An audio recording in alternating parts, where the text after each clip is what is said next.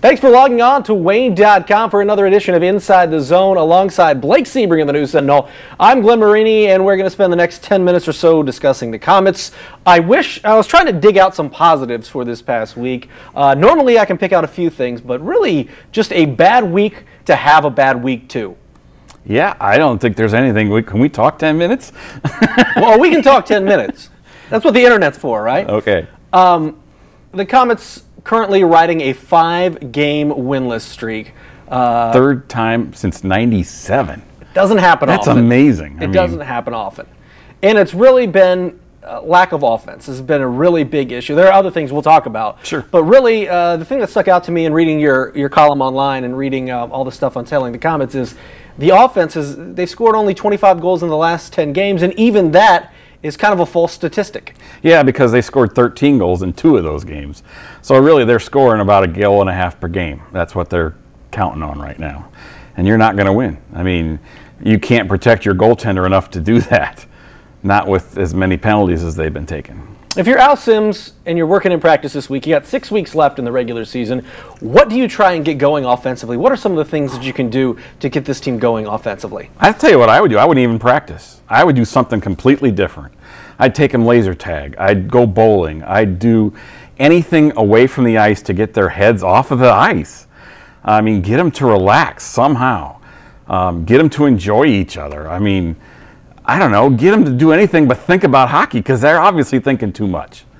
And one of the things we've been thinking about the last few weeks, really all season long, is the power play. And special teams in general, but the power play specifically. They went 0 for 12 on the power play this past week. Didn't get any power play opportunities on Sunday. You wrote on your website that a lot of that was the fact that they were letting a lot of calls go both ways. Yeah. But how frustrating is that? Because talking to Al Sims leading into this weekend, he said they were going to try some things with 2 units, try a few different things on special teams to get it rolling, and maybe it takes a little while. But as Jamie Milam said, now's the time. Well, and they never had any chances. I mean, even Saturday night, I don't think they had that many chances. I think they had 4, but I think a couple of those were like partials. And they just haven't, you know what, how many times have we said this? If nothing's going to work, try something drastic. Just come over the blue line and start firing. I mean, don't let the other team set up, their defense. Just start firing. Just try for shots and then go for rebounds and stuff. You got nothing to lose. It is 6 for 83 right now. You can't get any worse than that. Just try anything, It was interesting. They tried 3 lines Friday night, and they mixed up all the lines to get there. And it's like, well, there's no continuity at all. So nobody knows what the other guy's doing. They're just getting used to each other in the games, essentially, because Chalk had practiced for 3 or 4 practices. And then you got him out there, and you're just trying to try anything. I mean, he's out there with Klotz and, I want to say Schrock, Klotz and Schrock. Makes sense. No, it doesn't make sense. I mean, obviously they were the 3rd line, and they were getting the least chances, but it's like, boy, that's trying almost anything right there, Al's drawing it up all sorts of crazy. He's probably got that war room magnet chart going right, crazy. But again, I mean, it's almost to the point where they're hesitating. They're playing tentative. They're thinking way too much. Throw a round ball out there for practice and let them just play defense versus forwards play keep away, for 30 minutes or something, just to have fun at the rink and relax and try something completely backwards. What was it? Tony La Russa once passed the hat and for his batting order, and you drew a name out, and that's where you were batting that day. Try something screwy, pull a Greg Pilling stuff out, do something different and just to get everybody to take a deep breath and realize you're playing a kid's game for fun too, I lied because I said at the beginning there were no positives to take out of last week. There is one positive, and that is the return of Colin Chalk. You mentioned Colin just a little bit. Came back on Saturday, had missed 33 games with the shoulder, the foot infection, and did pick up 2 assists on Sunday, so he's getting back into the groove. And he's getting Ciro into it, too. He was setting up Ciro for some nice chances in front. That leads me to my question, is what can we reasonably expect from Colin throughout the rest of the season, and how can his return maybe energize this offense and get it going? Well, for one thing, he's got to hold people accountable. If they're not doing what they're supposed to do, if they're not going to the dirty areas, if they're not playing defensively like they're supposed to. They'll hear it, and they'll hear it from him quite clearly. And they need to do that. I mean, there was times where I could see on the ice this weekend where he was directing guys, you're supposed to be over there, get there, that kind of thing. And I thought it was really interesting in the locker room yesterday. I asked him, okay, you talk about how you can't think you're going to do this. You need to believe it. How do you do that? How do you convince these guys?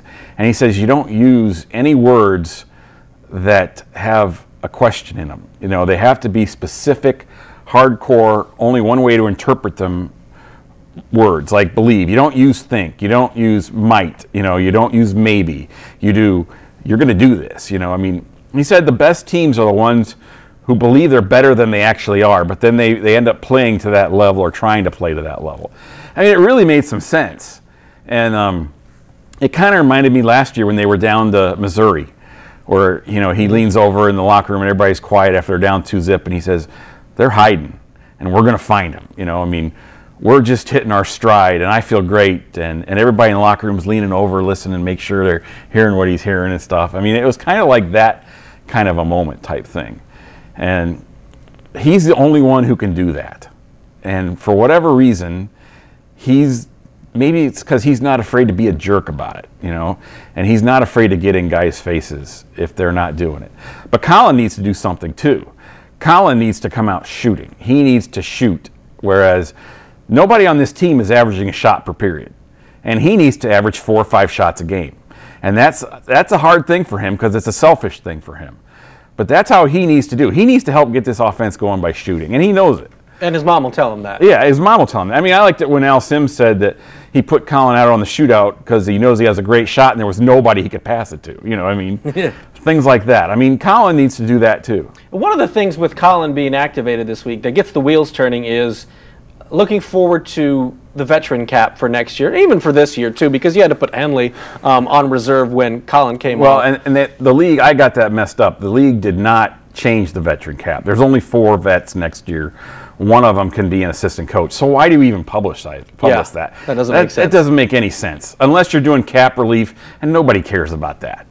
Right, but a lot of these guys, I think Ciro, Cayley, even hard to think of Cayley as a veteran. 9 guys that could be a veteran. He'll have 260 games next year. Yeah. But a lot of these guys are going to be over that threshold and force the Komets' hand to make a decision about who they want to keep and who might be jettisoned next year. Right, and where are they going to play if there's no Central League or if the Central League keeps shrinking? I mean, there's fewer options for those guys to play. Now, if they want to play, they need to produce, and right now, nobody's producing. What they really need to produce are some big wins because... No, not even big wins. They need to get some points. They need points. And they need, they haven't had a hot streak since the first month of the season. They were 7-2-1. And after that, it's always been win 2, lose 2, win 2, lose 2, the same way until this 5-game losing streak. I mean, how about just putting good games back-to-back for once? But right now they just need to win 1 game and then try for 2. I mean, they got to rebuild that way. I say they need the big wins because you take a look at, 1, they need the momentum, and 2, at this point last week they were in 8th place, hanging on to that final spot in the playoffs.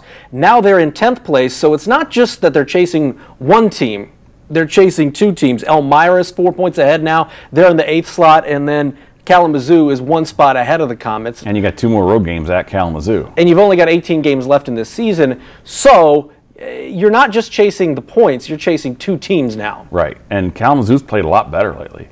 There's a couple of different things the Komets could try right now. They could fire Al Sims. That's not going to happen. They're not going to fire a coach who's won them 5 championships. It just isn't going to happen. There's too many deep relationships there. And plus, he's probably your best bet to find a way out of this. Where are you going to find a better coach than that right now at this time of the year? And who are you going to bring in, too? Okay? The other thing is you can make a trade. Now, that's what I think will happen. I think they will make a trade. I don't know who, I don't know what, but they'll try to do something to shake things up that way, too. Okay, so that could be something to certainly watch as the Frankies try to shuffle some things and get some things going, specifically offensively. Real quick, the goalie situation, where are we as far as that goes? Because it seems like when I watch the transaction sheet, there could be multiple moves goalie-wise every night. Yeah. and it's going to keep that way. I mean, I think Kenny Ryder is probably still going to be in Bridgeport simply because with the blizzard out there, they had a bunch of games canceled. Well, they got to squeeze all those games in, so they're going to want to keep an extra goalie there probably. And Marco Cousineau popped his groin again, and I mean, he could be out for the rest of the year possibly with that. I mean, you know, he's already done it once this year. This is his second time, and he could be out for the rest of the year. Yeah, I saw it signed Larkin Salfrank, local guy, as the emergency backup goaltender. So Charlie's going to be the #1 guy right now, and Larkin the 2, at least for a little while. And Charlie hasn't played that poorly. No. He's given up a lot of goals, but how many of them were odd man rushes or just power play goals? And I mean, stuff that he just had no shot at. And what was he supposed to do? You know, I mean, he's made some big saves to keep him in games too, but it's just not consistent. And this Friday, Cincinnati comes to town. You're talking about the first place team, a team you're gunning for, a team you've played quite a bit. You don't really like them. A team you can play in the playoffs. Right. Actually, yeah, 1 versus 8 or something like that. Talk a little bit about how important it is. We always talk about the first period of the first game of the week, the importance of that. But given the 5-game winless streak and given the fact that they're now 10th in the standings for the playoff spot, how big is this game on Friday? Look at it this way.